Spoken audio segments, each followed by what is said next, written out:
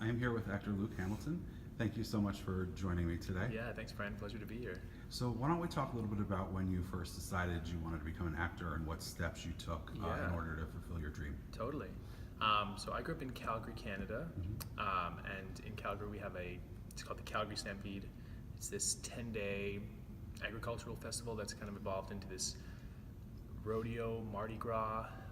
So it's outdoor fairs. They do a rodeo every day, chuck wagon races, and then there's a night show where they do essentially a show choir on steroids, fireworks, patriotism, the whole 9 yards, and basically the singing and dancing group, the Young Canadians they call them, performs every night.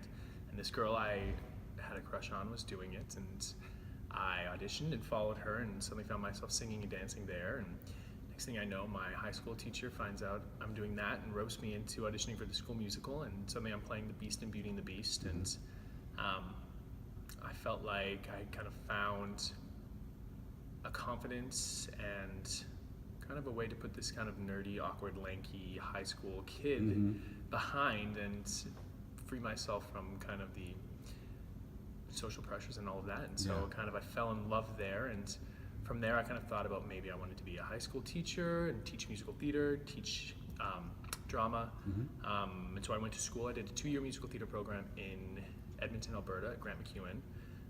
From there I had a director say, if you want to do this seriously, you kind of have to go to the States for it. And so I went. I had no idea what I was doing, but went to National Unified auditions and walked into 10 schools. Ended up getting accepted to University of Miami. I went. I'd never been to the school. I'd never been to Miami. I had a teacher say they have a great acting program, so it was like, okay, here we go. I found myself in great company with some amazing people, some great teachers, and just kind of realized this is worth, the passion, the fighting. Yeah, it's kind of like if I don't, I think I'll always wonder what might have been, and so. I noticed you had a wedding ring on. Did you get the girl, or is that a different girl? I did. It was the same girl. I'm sorry, no, it's not. Oh, This it's is a girl I different. met at University of Miami. Gotcha. Gotcha. Yeah, we met performing. We did She Loves Me, playing opposite. I did Kodai, and she was Alona. Yeah. And Don't worry, wife. I didn't trap him into confessing that he's got a second wife. You're one. good. You're good. One and only. So I noticed on your resume you did a lot of regional theater, Yeah. but the leads in a lot of shows like West Side Story. And what was that like being a lead in such an iconic show, and the shows that you were in? And Totally. And so, so West Side Story was definitely a dream role of mine. It's just a score that I think any actor is so lucky to be able to sing, and especially in that part, you just get to do it all and go through that drama. And I do feel there's something empowering and encouraging about doing summer stock and regional gigs outside of the city. As a young actor, you just find ways to hone your craft and discover, your technique, your method in a bit of a safer place where it's not necessarily my agent is coming to see the show tonight. I have to be good. And I was lucky to have a few mentors and teachers I'd worked with in school who, brought me on board to do a couple summer gigs. And, I remember once I graduated college, I was lucky to book Saturday Night Fever while they were workshopping and revamping the script. And it was like, I moved to New York 1 week later. I am playing the lead in Saturday Night Fever, kind of carrying this massive, iconic show. And, I did feel an insane amount of pressure coming right out of school, jumping into that. But because I was able to do a few kind of summer theater gigs through college, it was, I knew what I was doing. I had my methods, my technique. did you just kind of psych yourself out to give yourself the confidence to do it? Yeah. It's kind of like, okay, either I throw the towel in and say I can't, or we go full in, balls to the wall and do it. And yeah, I feel like I learned so much doing that show. Yeah, well, you're still doing it, so I guess the balls to the wall works. Yeah, that's right. What do you find most rewarding about being on stage? I know you have done some film work, but your resume is primarily theater. It is, Is that where you would like to stay focused? Yeah, or do you definitely. wanna... I feel the immediacy of theater is so attractive to me, having the audience there every night and having the feedback and the energy. I also love the familiar quality that comes with being in a show and just growing close to all of these people who truly do become your family And I've just been so lucky to work with some incredible people who, you know, have become family to me, and you know, I still have great connections with. I also just think the magic of it all, the miracle that we're able to do this every night, and you know, the stunts and the dances. There's so many things that to me kind of make me marvel at humanity's, you know, what we're able to do every night, from the people in the pit to the people working tech to the people backstage to the actors doing their job. It's such a team accomplishment every night, which, you know, I always marvel at. Yeah. And I know some people might think doing the same character every night would become repetitive, but I would think having a new audience every night gives you a different energy. It does, yeah. Things go differently. I mean, things could happen where you mess up and you got to kind of roll with the punches. So Absolutely, it's almost like doing a new show every night. It really is, yeah, and it's always different. There's always new energy in the audience. You know, I mean, every day you wake up feeling differently. You know, your instrument feels different. Your mindset is, your head's in a different place, and so is, you know, the people around you. And so every night, you know, to go and take another stab at it. I also feel like, from a type 8 personalities, you know, it's always a chance to get it perfect. How much further can I take it tonight? What else can I discover? Where else can we get? Yeah. Are you the most comfortable doing musicals? Or Yeah. would you like to do drama and comedy? I would love to do more plays and more heavy dramas. I feel most of the stuff I've done thus far has been mainly musical comedy, which is so fun. I was able to tour last year with Something Rotten, and just going around the country making people laugh. You just, it's such a blessing. It's such a gift to be able to share laughter and do something that releases people from there every day. And it must be cool to tour because you get to see. It is, yeah. The traveling was so fun. You know, growing up in Canada, I had been to a few places in the States, but just touring the country, you see so many different cities that you may not have gone to initially, and you just find such great nooks and beautiful little spots all over. And now one of the things that you've most recently done was something with the USO, correct? Yeah. Why don't you talk a little bit about that? Totally. So the USO Show Troupe performs for military veterans and serving active members all over the country and internationally.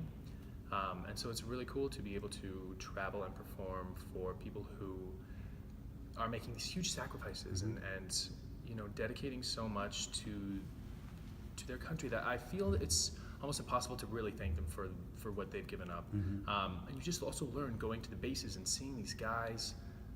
It is 24/7. They are in it, on the job, on the clock. We went to the Marine base in North Carolina recently, and these guys had just finished boot camp. It was 3 months, no cell phones, no computers, no music, no media. It's almost worse than war. Honestly, it is, and they do, you know, they put you through the extreme, so you do get there. But we came and we did a set, and of course we do, you know, some pop stuff, but we do some country and some patriotic sets. And just seeing these guys were on their feet on the desks, singing along with us. You just don't realize what they go through, and so to be able to do that and give back and feel like, especially in the business, it can feel so self-centered and so me. Where's my career going? What's my next audition? What's my next job? To go and have the opportunity to give that and, you know, give what I can give. Have you had any interactions with the audience after those shows, and what do they say? Yeah. So I sing this one song.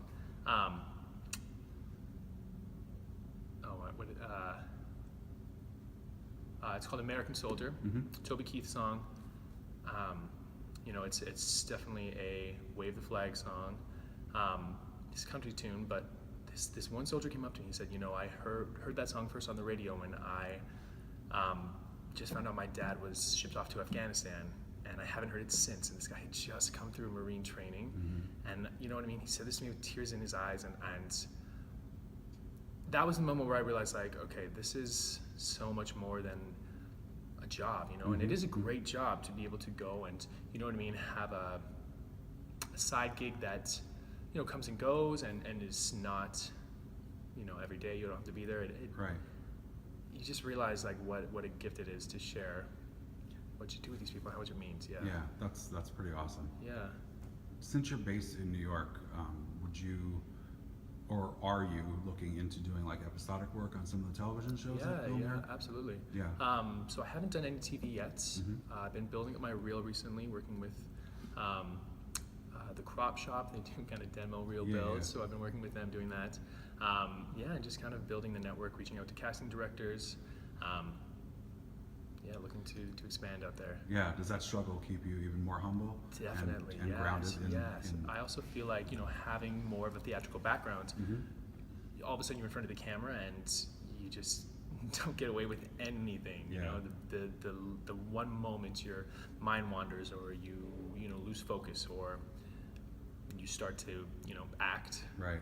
The camera's right there. The camera's got you, and so I do think it's a great way to hone your craft and hone your kind of focus as an actor.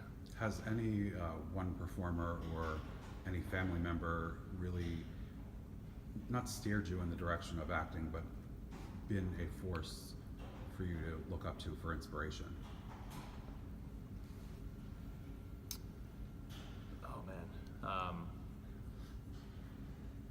Yeah, definitely. I feel like working with Rob McClure, I was really lucky to work with him in Something Rotten. He played Nick Bottom, and I understudied him on tour. And watching his performance every night, not only is it incredible, well thought out, it's perfectly structured, and his mannerisms are the exact same every night. He gives the exact same performance, whether there's 80 people in the house or 2,000 people in the house, whether we just traveled 18 hours to get to the next city, we've slept 5 hours, he's there giving it 100%. And so you just see the cream rises to the top, and the people who, work hard and show up every day. And, he is in the house warming up.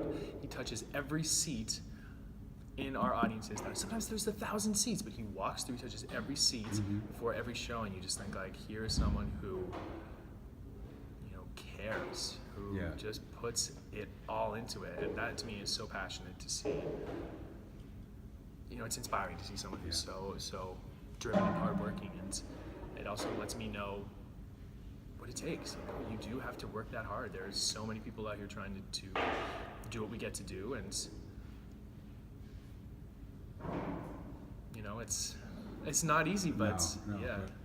Yeah, when you have an inspiration behind it, or just your own personal drive, that that goes a long way. It also helps that he's maybe the nicest guy I've ever met. So Second to me, of course. second to you, Brian, of course. So, Luke, I understand that you're going to be hitting the road again, and you're going to be part of the Boy Band Project. Yeah, that's right. Talk a little bit about that. Yeah, so the Boy Band Project is something I've just recently joined into. It's a boy band cover group. We do NSYNC, Backstreet Boys, 98 Degrees, One Direction, just a 90s throwback. Boy band, full choreo. It's your real deal boy band experience. So Yeah. I just started working with these guys, some insanely talented guys, and we're going to Omaha March 6th, performing University of Nebraska. Nice. As far as the details, I'm not sure much else, but We'll link tickets when they become available. yeah, exactly. Which three guys are you going with? I believe it's Travis Nesbitt, Kevin Anthony Rappaport, and there's one guy I haven't met yet, so I'm not 100% sure on that one. So, are you excited to Yes, yeah. I just had my first gig with them. We did the boy band brunch at Green Room 42, which was such a good time. Who did you cover? So What I songs was did you the lead sing on? boy next door. I sang All or Nothing by O-Town. I did Una Noche, 98 Degrees. And then we all just kind of jump in and out of the other ones. I did a little piece on I Want It That Way, a little bit on Bye Bye Bye. Now, for those of you who are watching this that don't know what the Boy Band Project is, please check out their website. It's a really fun time. The actors get to relive their boy band Yes, we dreams do, and yes. desires of being in My, one. Prepubescent dreams are Yeah. all coming true. Their boy band status, their pinup status, That's as right. they say. Yeah. It'll be interesting to go to Nebraska and see Yeah. how it's received there. It hasn't. Totally. I don't know that it's gone. I don't think so. Yeah, Yeah, I I know know it's they've been done a few Florida and- kind of college and New York. gigs out of town. Yeah, but this is, I think their first time in Nebraska. So look out, we're coming for you. You're right, Nebraska. They're gonna burn the place down. Oh, look out. But it's a really fun show. Is that it what you is. find when you just did it on Sunday? Yeah, that it was yeah. higher It's energy. high energy. Everyone is just super excited to be there. It's also music that universally everyone loves. I don't know anyone who doesn't scream Backstreet's Back every time it comes Yeah, on. absolutely. Um, Definitely so a show it's that should be great off Broadway time. or yeah, or if, totally. you know, It has Broadway a as little, well. But a little Altar Boys vibe to it'd be, it. But it would be great at New World Stages or Yes, or totally, a totally. smaller theater. Yeah. It's kind of an intimate kind of. It is, yeah. Show. Yeah, a lot of audience interaction. Luke, I really appreciate you taking Yeah, the it's time to been meet a up with pleasure, me. Brian. Thank you so much. I look forward to what you have coming up. Yeah, absolutely. Thanks, Luke. man. Take care. You too, man.